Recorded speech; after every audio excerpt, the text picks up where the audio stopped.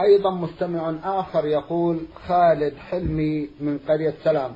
الأخ خالد يقول: هل هناك موعد محدد للعمرة؟ بمعنى هل يمكن تأديتها أكثر من مرة واحدة في العام؟ وهل تجوز كلما نويت الذهاب إلى الحرم الشريف؟ العمرة ليس لها وقت محدد، بل في جميع السنة. مثلا يسر الله للعبد الذهاب إلى مكة وعد العمرة فهو مطلوب طيب، لكنها لا تجب إلا مرة في العمر، لا تجب إلا مرة في الحج، مرة في العمر، وما زاد على مرة فهو سنة. جزاكم الله خيرا وأحسن إليكم.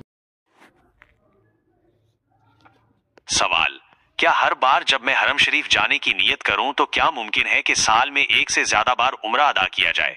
जैसे जब कभी मैं हरम शरीफ जाने की नियत करूं तो उम्रा कर लूं, या फिर उम्रा के लिए कोई मुकर्ररा वक्त है?